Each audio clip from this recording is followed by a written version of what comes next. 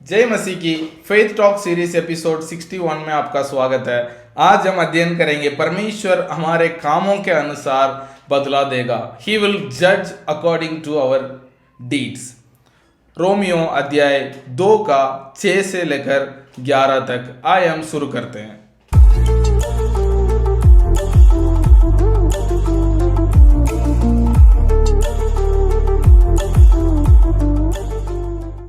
Romeo अध्याय 2 का 6 से 11।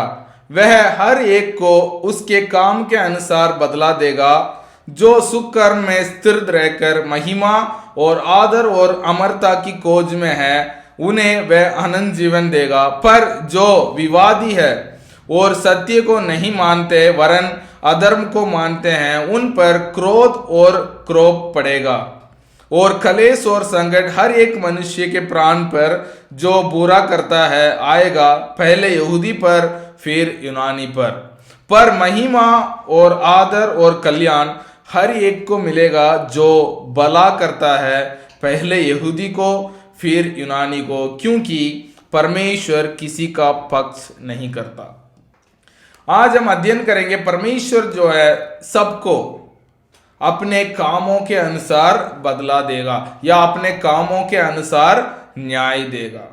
लेकिन ये खुशी की बात हमारे लिए यह है कि वो सच्चा न्यायाधीश, वो सच्चा जज जो है वो हमारे पक्ष में है, वो हमारे पक्ष में है। वचन में लिखा गया है कि वो किसी का पक्ष नहीं लेता, लेकिन वचन में कहीं जगह में हम देखते हैं कि वो हमारे पिता परमेश्वर है। ये एग्जाम्पल ऐसे ही है। यदि आपको लगता है आपका पिता जज है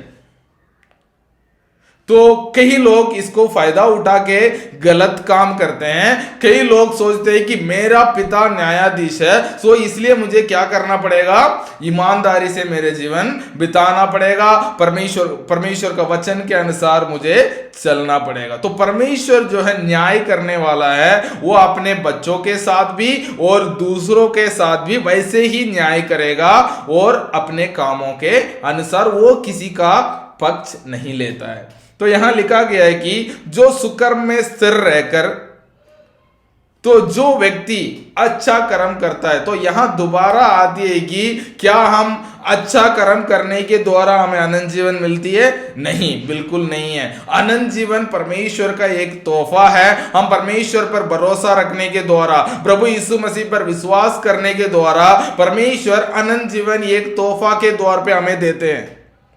लेकिन जो व्यक्ति उस तोहफा को पाता है, जो व्यक्ति परमेश्वर को ग्रहण करता है, परमेश्वर पर विश्वास रखता है, वो व्यक्ति क्या करता है, उनके जीवन में परमेश्वर अनंत जीवन देता है। और जो व्यक्ति अनंत जीवन को अनुभव करता है वो बुरा काम नहीं करता है। वो क्या करता है, अच्छा काम करता है। केवल अच्छा काम करता नहीं है, उस अच्छा कर्म में वो स्थिर रहता है। वचन में लिखा गया है कि जो सुकर्म में स्थिर रहकर, अच्छा कर्म एक दिन किया कल बुरा काम कर लिया, ऐसा नहीं है। जो अच्छा कर्म में, सुकर्म में स्थिर रहकर महिमा की बात है और आदर की बात है और अमरता की खोज में है, उन्हें वो अनंत जीवन देगा। अमरता, हमें परमेश्वर ने अमरता के लिए बुलाया गया है। हम अनंत काल के लिए चुने गए हैं। अनंत जीवन दो तरीका है, अनंत काल के लिए परमेश्वर के साथ और अनंत काल के लिए परमेश्वर से दूर। हमें निर्णय करना होगा कि हमें अनंत काल के लिए परमेश्वर के साथ रहना है या अनंत काल के लिए परमेश्वर से दूर रहना है। अनंत जीवन क्या है? यूहन्ना अध्याय 17 को 3 कहता है कि पिता को जानना अनंत जीवन है, पिता के साथ संबंध में रहना अनंत जीवन है, पिता के साथ उस महान रिश्ते पे रहना, परमेश्वर के परिवार में शामिल रहना, वो अनंत जीवन है। वो अनंत जीवन जो व्यक्ति प्राप्त कर चुका है उनका जीवन में सुख कर्म दिखता है। वो महिमा के कार्य को, आदर के कार्य को, अमरता को वो खोज करता है। वो व्यक्ति है परमेश्वर में है, वो व्यक्ति को परमेश्वर अनंत जीवन देगा। पर जो विवादी है, जो संदेह करता है, परमेश्वर के वचन पर संदेह करता है और जो व्यक्ति सत्य को जानते हुए भी उसको नहीं मानता है वरन वो अधर्म को मानता है उन पर क्रोध और कोप पड़ेगा, क्योंकि परमेश्वर न्यायाधीश है, परमेश्वर हमारे पिता है। तो हम परमेश्वर वो सच्चा न्यायाधीश हमारा पक्ष में है, हमारे पिता है, इसलिए हमें और ईमानदारी के साथ चलना होगा ना। कई बार मैं अनुभव करता हूं, मेरे पिताजी कलीसिया का एक पासवान है, तो पासवान का बेटा होने के नाते मुझे पता है जितना विश्वासियों के बच्चे में जो जिम्मेदार रहता है उससे ज्यादा जिम्मेदारी मुझे रहता है, क्योंकि मुझे लोग देखते हैं, वो कहते हैं कि पास्टर का बेटा कैसा रहता है, पासवान के बेटा कैसा चलता है, वो कैसा उनको रिश्ता को रखता है, ये सारे चीज को लोग नोट करते हैं। वैसे ही हम परमेश्वर के संतान हैं, हमारे पिता न्यायाधीश है, वो किसी का पक्षपात नहीं करने वाला है, तो अपने बच्चों को भी वैसे ही वो न्याय करेगा जैसे दूसरों लोगों को न्याय करता है। इसलिए जो परमेश्वर के परिवार में है वो क्या करते हैं, और जिम्मेदारी के साथ क्या करते हैं, अच्छा कर्म में स्थिर रहते हैं, महिमा की बातें, आदर की बातें, अमरता को खोज में वो बने रहते हैं। लेकिन जो व्यक्ति परमेश्वर की बात को नहीं मानते हैं, जो विवादी है, वो क्या करते हैं, वो सत्य को नहीं मानते हैं, परमेश्वर का वचन पर नहीं चलते हैं, परमेश्वर ने उनका प्रेम में आगे नहीं बढ़ते हैं। उनका जीवन वचन में लिखा गया है कि क्रोध और कोप उन पर पड़ेगा, और कलेश और संकट हर एक मनुष्य के प्राण पर जो बुरा करता है आएगा। जैसे पिछले 2 एपिसोड्स पहले मैंने बताया था कि जो व्यक्ति अपने मुंह को ऊपर करके तुकता है, उसके ऊपर उनके मुंह पे ही वो तुक पड़ता है, क्योंकि ये ऑलरेडी परमेश्वर ने सेट कर रखा है कि ग्रेविटी ऊपर जो भी जाता है वो नीचे आता है। तो ये व्यक्ति वहां नीचे तुकता है तो नीचे पड़ेगा, लेकिन ये जानते हुए भी वो ऊपर ही तुकता है, उसके ऊपर वो उसके मुंह पर तुक पड़ता है। वैसे ही जो व्यक्ति परमेश्वर का न्याय को जानते हुए भी, परमेश्वर वो सत्य को जानते हुए भी अधर्म काम करते जाता है, और उन पर संकट और कलेश जरूर आएंगे, पहले यहूदी पर फिर यूनानी पर, क्योंकि पहले मसीह के लोग पर, फिर उसके बाद अन्य जातियों पर। कई बार हम मसीह लोग सोचते हैं कि हम कुछ भी करें कोई दिक्कत नहीं है। पौलुस भी कहते हैं कि जो जहां पाप ज्यादा है वहां परमेश्वर की कृपा और अधिक रहता है। इसका मतलब क्या है, हम पाप में बने रहे?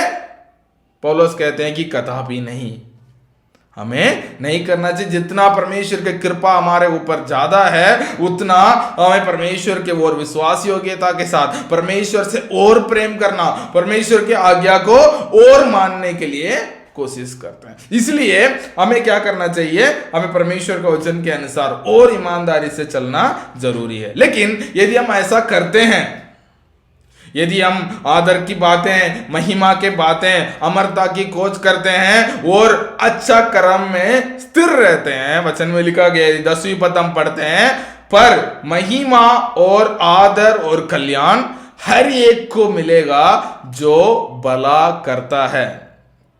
वचन में लिखा गया है कि हर एक पेड़ जो है अपने फल से जाना जाएगा। यदि हम परमेश्वर के परिवार में हैं, वो भी हमें हमारे फल के द्वारा, हमारे अच्छा कर्म के द्वारा, इसलिए याकूब कहते हैं कि अच्छा कर्म के बिना विश्वास व्यर्थ है। जो कहते हैं कि मैं विश्वास करता हूं लेकिन उसके कर्म में अच्छा कर्म नहीं है, वही पाप पहले जो करता था वही अभी भी करता है, इसका मतलब उसके विश्वास व्यर्थ है। तो यहां पौलुस भी यही कहते हैं, जो व्यक्ति महिमा के बातें, आदर की बातें, अमरता की खोज करता है, भलाई करने में स्थिर रहता है, लगातार भलाई करता है, परिस्थिति को नहीं देखता है, और उनके जीवन में जो बीत रही है उसके अनुसार वो रिएक्ट नहीं करता है, हर समय में वो भलाई कामों में स्थिर रहता है। वचन में लिखा गया है कि उस पर महिमा और आदर और कल्याण हर एक को मिलेगा जो भलाई करता है, वो भी पहले मसीह लोग के लिए, फिर जो गैर मसीह है, पहले यहूदी और यूनानी। जो परमेश्वर के वचन को जानते हैं उनको पहले, और उसके बाद जो परमेश्वर को नहीं जानते हैं, जो परमेश्वर को जानते हैं उसके बाद जो परमेश्वर को नहीं जानते हैं उन पर वो है, क्योंकि परमेश्वर किसी का पक्ष नहीं करता, हमारा परमेश्वर पक्षपात करने वाला परमेश्वर नहीं है। परमेश्वर ऐसा नहीं है कि अच्छा वो परमेश्वर मसीह को नहीं जानता है, उसको ऊपर बारिश नहीं बरसाऊंगा, ये मुझे जानता है, इस पर बारिश नहीं बरसाऊंगा। ऐसा नहीं है। परमेश्वर पक्षपात करने वाला नहीं है। हर व्यक्ति को अपने कामों के अनुसार वो बदला देगा। पहला यहूदी, बाद में यूनानी। यदि हम इस वचन को समझते हैं, पहला हमारे लिए, हम मसीह लोगों के लिए हमारे कामों के अनुसार हमें प्रतिफल मिलेगा।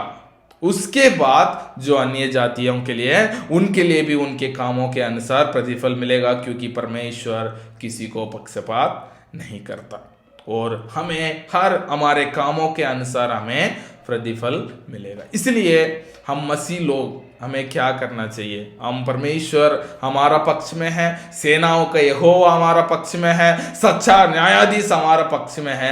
इसलिए हमें और भला कामों में, भलाई की कामों में स्थिर रहना और आदर की बातें, महिमा की बातें, अमरता की खोज करता रहने से हमें क्या मिलेगा? परमेश्वर जो अनंत जीवन हमें वायदा किया है, उस पर विश्वास करने के द्वारा हम पिता के और नजदीक आएंगे। परमेश्वर जो हम पे वास करता है, उन परमेश्वर को परिपूर्णता में हम अनुभव कर पाएंगे और हमारे जीवन जो है दूसरों के लिए आशीष का कारण बनेगी। दूसरों को श्राप के कारण नहीं, दूसरों को आशीष का कारण बनेगी। मैं विश्वास करता हूं आज के एपिसोड से आप आशीषित हुए हैं। God bless you. सबको जय मसीह।